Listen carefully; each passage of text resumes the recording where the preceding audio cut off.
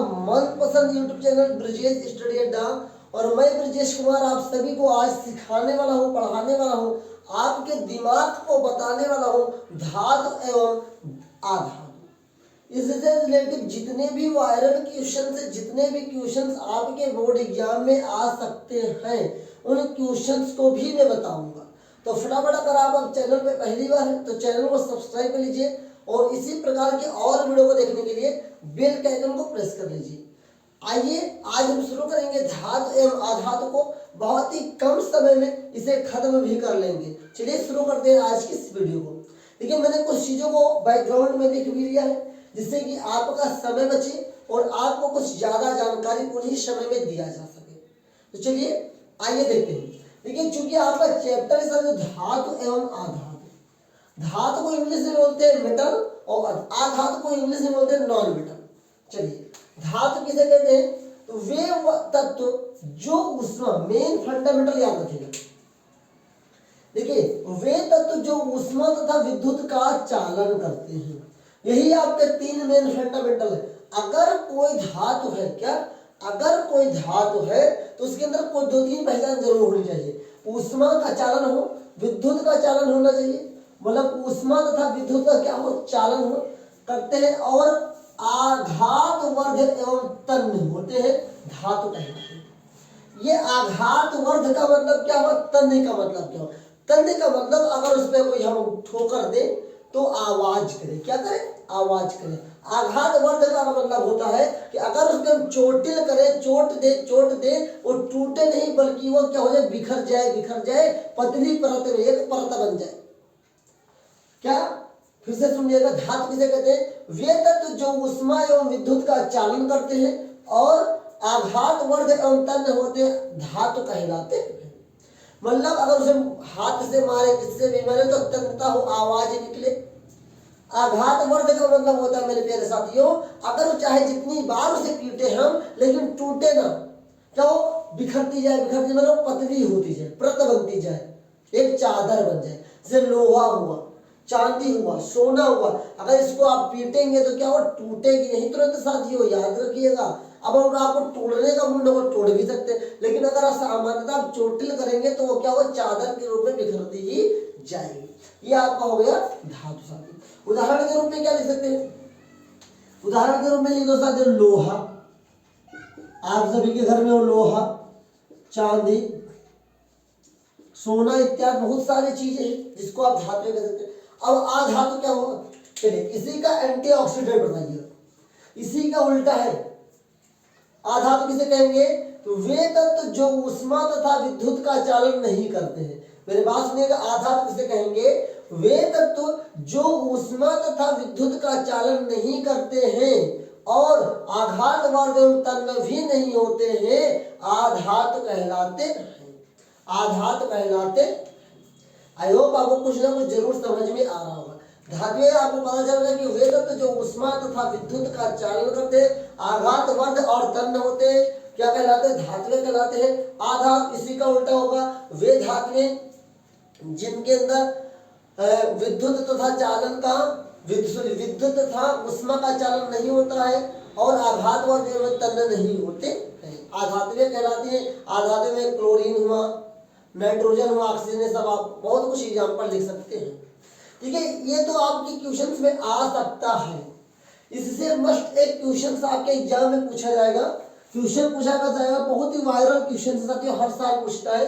आधातु एवं धातु या धातु एवं आधातु में क्या अंतर होता है? आपके पास जो भी बुक है साथियों, उस इस टॉपिक को बेहतर से तैयार कर लीजिएगा। मैंने दो चीज तो आपको बता दिया, धातु और अधातु किसे कहते हैं, अंतर जो कि तो तीन चरणों में लिखना होता है, तो आप उसको अच्छे से तैयार करिए। आपके बुक में होगा धातु तथा धातु एवं आधातु में अंतर, धातु एवं आधातु में अंतर। उस टॉपिक को बेहतर से पढ़कर जाइएगा, बहुत ही जरूरी है, आपके एग्जाम में पक्का आएगा साथियों। आइए अगला आपसे एक सवाल पूछा जाएगा, क्या होता है, इसको जरूर पूछेगा गारंटी के साथ। क्या होता है जब धातुएं अम्लों के साथ अभिक्रिया करती हैं? सवाल पूछा गया है कि जब किसी धातु को अम्ल के साथ अभिक्रिया करते हैं तो क्या बनता है। मेरी बात को ध्यान से सुनिएगा, आप लोग लिख लीजिए, मैं इसको रिएक्शन करके दिखा दूंगा साथियों। लिख लीजिए, जब धातुएं अम्लों के साथ अभिक्रिया करती है तो वे अम्लों से हाइड्रोजन गैस को मुक्त कर देती हैं। फिर से मेरी बात को ध्यान से सुनिएगा, जब धातुएं अम्लों से अभिक्रिया करती हैं तो हाइड्रोजन गैस मुक्त होता है या हाइड्रोजन गैस मुक्त हो जाता है। इसको कैसे अभिक्रिया में लिखेंगे, तो अभिक्रिया में माना उदाहरण लिखना हो तो ले सकते हैं, हम सोडियम ले लेंगे, क्या ले लेंगे, सोडियम ले लेंगे, प्लस हम ले लेंगे HCl, क्या ले लेंगे, HCl। जब इसकी अभिक्रिया कराएंगे तो हमारा बनेगा NaCl प्लस बनेगा H2 गैस, जो कि मुक्त होता है साथियों, क्या होता है, मुक्त हो जाता है। अब इस अभिक्रिया को बैलेंस कर दीजिए, यहाँ पर 2 है तो यहाँ पर भी 2 होगा और यहाँ पर भी 2 होगा, अब ये बैलेंस हो गया। तो ये आपका किसका उदाहरण, इसका उदाहरण है। क्या होता है जब धातुएं अम्लों के साथ अभिक्रिया करती हैं, तो जब धातुएं अम्लों के साथ अभिक्रिया करती हैं तो साथियों हाइड्रोजन गैस मुक्त होता है। मेन फंडामेंटल यही है साथियों, जब अम्ल के साथ कोई भी धातु अभिक्रिया करेगा तो एक अपना लवण बनेगा, ये आपका लवण है, ये आपका क्या है साथियों, ये आपका एक गैस है जिसे बोलते हैं हाइड्रोजन गैस। ये आपका सोडियम है, ये आपका हाइड्रोक्लोरिक अम्ल है, इसको बोलते हैं हाइड्रोक्लोरिक अम्ल, जिसे बोलते हैं सोडियम। जब सोडियम की अभिक्रिया हम लोग हाइड्रोक्लोरिक अम्ल के साथ करवाते हैं तो हमारा क्या बनता है, NaCl मतलब सोडियम क्लोराइड और H2 गैस मतलब हाइड्रोजन गैस। आई होप आपको ये क्लियर हो गया होगा कि क्या होता है जब धातुओं को अम्लों के साथ अभिक्रिया कराई जाती है। आइए आगे देखते हैं। देखिए आगे लिखा खनिज किसे कहते हैं, लिखा धातु तथा उनके यौगिक पृथ्वी में जिस रूप में मिलते हैं उन्हें खनिज कहते हैं। अब ध्यान सुनिएगा, कोई भी धातु जो हमें पृथ्वी में मिलती है वो मुक्त अवस्था में भैया तो मिलती नहीं है, मुक्त अवस्था में तो मिलती नहीं है वो भैया। हमें जो धातुएं मिलती हैं, खनिज मिलता है, उसका एक खनिज मिलता है, क्या मिलता है, एक खनिज मिलता है। उस खनिज के द्वारा हम संशोधित करते हैं, उसका शोधन करते हैं, तब उसके द्वारा हम तत्व निकालते हैं। तो जैसे कि धातु तथा उनकी यौगिक, जो भी धातु होगा चाहे उसका यौगिक हो, धातु भी कभी कभी मिल सकता है, या धातु का कोई यौगिक पृथ्वी में जिस रूप में मिलते हैं उन्हें खनिज कहते हैं। याद रखिए, बहुत इंपॉर्टेंट है, हर साल एग्जाम में आपके लिए बहुत इंपॉर्टेंट है, खनिज कहते हैं, खनिज। देखिए इसका एक एग्जाम्पल पूछेगा तो एग्जाम्पल में लिख लीजिए copper pyrite, CuFeS2, CuFeS2, CuFeS2। मैंने इसी उदाहरण को क्यों चुना, आपके सवाल मन में उठ सकता है। देखिए धातु के साथ साथ एक उदाहरण भी आपका तैयार हो गया, साथ में अगर मान लो आपने इसको याद किया, बाई चांस खनिज नहीं लिखने को आया, तो इससे एक सवाल आपसे जरूर पूछता है कि कॉपर के एक खनिज का नाम लिखिए तथा उसका उदाहरण भी दीजिए सूत्र सहित। पूछेगा कॉपर के एक खनिज का नाम उदाहरण सहित लिखिए, सो नाम सूत्र सहित लिखिए, नाम सूत्र सहित लिखिए। तो कॉपर का एक खनिज क्या है, कॉपर पायरेट है, सूत्र क्या है, CuFeS2। कॉपर का एक खनिज क्या है, CuFeS2, जिसका नाम क्या है, कॉपर पायरेट। तो यहाँ से आपका खनिज भी तैयार हो गया, यहाँ से आपका कॉपर का एक खनिज भी तैयार हो गया। बहुत वायरल क्वेश्चन है, इस क्वेश्चन को नोट कर लीजिए। कॉपर के इस क्वेश्चन जरूर पूछता है, कॉपर के एक खनिज का नाम लिखिए तथा उसका रासायनिक सूत्र या उसका सूत्र और नाम भी लिखिए। चलिए अगला जो आपसे लास्ट पूछेगा, अयस्क किसे कहते हैं। देखिए अयस्क का, अयस्कों का जो संशोधन होता है, जैसे विस्थापन हुआ, भर्जन हुआ, ये तो आता है बाई चांस, लेकिन अब थोड़ा बहुत कम पूछता है, एनसीईआरटी इन चीजों पे बहुत कम फोकस कर रहा है। लेकिन जिस चीजों पे लोग कहते हैं ना ये बहुत छोटी चीजें ही नहीं पूछेगा, बाई चांस एनसीईआरटी उसी को पूछता है, एनसीईआरटी उसको पूछता है जिसको लोग इग्नोर कर देते हैं। कहते हैं गांव देहात में जिसको लोग इग्नोर कर देते हैं भगवान उन्हीं की सुनता है। तो आज के बड़े बड़े यूनिवर्सिटी में, बड़े बड़े कोचिंग में, बड़े बड़े स्कूलों में जो भाई हाई लेवल की किताब चला दी कि एनसीईआरटी को इग्नोर कर दिया गया ना, और पेपर भाई सरकारी आएगा, उसमें तो कोई इग्नोर नहीं कर सकता। तो पेपर जब सरकारी आएगा, सरकारी संस्था एनसीईआरटी है तो पेपर भी एनसीईआरटी बनाएगा, और जब पेपर एनसीईआरटी आएगा तो पेपर जो एनसीईआरटी के मॉड्यूल्स होते हैं ना उन प्रश्नों को सिलेक्ट कर रहे हैं आज के समय में जिनको लोग नहीं, ये आएगा नहीं। मैं गारंटी के साथ कहता हूँ, जितना मैंने अभी तक आपको धातु एवं अधातु के बारे में बताया है, गारंटी का गारंटी 90% इसी में से आएगा। अगर आएगा तो खनिज से जो भी आएगा।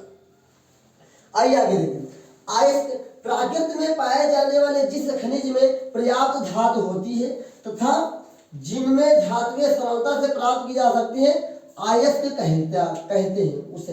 अब ध्यान समझिए, खनिज को ही अयस्क कहते हैं, खनिज को ही अयस्क कहते हैं, लेकिन सभी खनिज अयस्क नहीं हो सकते। इस बात को, मेरी बात को ध्यान से सुनिएगा मेरे प्यारे साथी। क्या सभी खनिज अयस्क हो सकते हैं? जी नहीं। खनिज अयस्क हो सकते हैं। कौन से खनिज अयस्क हो सकते हैं? तो वे खनिज अयस्क हो सकते हैं जिनमें पर्याप्त मात्रा में धातु होती है या तो उनसे धातुएं सरलता रूप से प्राप्त हो सके। इस बात को ध्यान रखिएगा, अयस्क जो होता है खनिज का ही रूप होता है, या खनिज ही अयस्क होते हैं, लेकिन वे खनिज अयस्क होते हैं जिनमें धातुएं पर्याप्त मात्रा में पाई जाती हो या जिनमें धातुएं सरलता रूप से प्राप्त की जा सके। इस बात को ध्यान रखिएगा। और इनके कॉम्बिनेशन में क्वेश्चन आपसे पूछा जा सकता है कि खनिज एवं अयस्क में क्या अंतर होता है। अगर इस डिफिनेशन को भी लिख के आएंगे तो आपको कुछ ना कुछ नंबर मिल जाएगा। लेकिन मेरा आपसे रिक्वेस्ट है कि आपका जो भी बुक है उस बुक से इस टॉपिक को जरूर पढ़ लीजिएगा। खनिज एवं अयस्क में क्या अंतर होता है, और दूसरा पढ़ लीजिएगा धातु एवं अधातु में क्या अंतर होता है, और इसको जरूर तैयार करके जाइएगा। क्या होता है जब धातुएं अम्लों के साथ अभिक्रिया करती हैं तो क्या बनता है? लवण बनता है, और साथियों हाइड्रोजन गैस बनती है। यहां तक क्लियर है? इस टॉपिक से और इस चैप्टर से, धातु एवं अधातु से, इसके अराउंड इतने पूछता है और ज्यादा कुछ नहीं पढ़ेगा पूछना।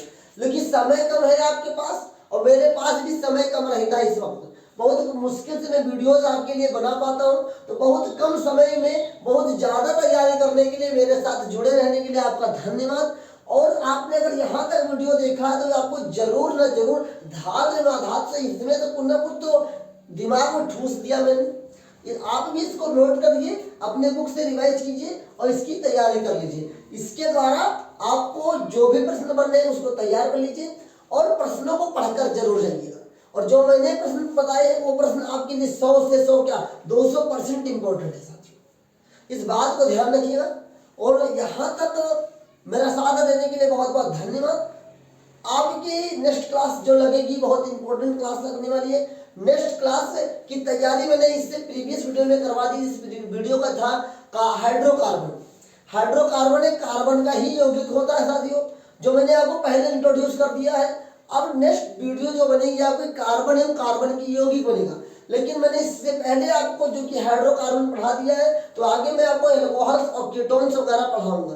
तो आप लोग इस वीडियो को भी देखना मिस मत कीजिएगा, उसे छोड़िएगा नहीं। लगातार बोर्ड एग्जाम तक मैं टिका रहूंगा आपके साथ। आप मेरे साथ टिके रहिएगा, अपने भाइयों बहनों को मेरे साथ जोड़िए और उनकी तैयारी बेहतर तरीके से हो। क्लास 10th वालों के लिए बता दीजिए, ब्रजेश स्टडी अड्डा गूगल पे कहीं भी सर्च कीजिए। और अगर वेबसाइट पे आप विजिट करना चाहते हैं तो डिस्क्रिप्शन में एक लिंक मिलेगी, वहां पर क्लिक कीजिए और जाइए, मस्ती से पढ़िए और एग्जाम में 100 का 100 लेकर आइए। चलिए मिलेंगे नेक्स्ट क्लास में, तब तक के लिए जय हिंद।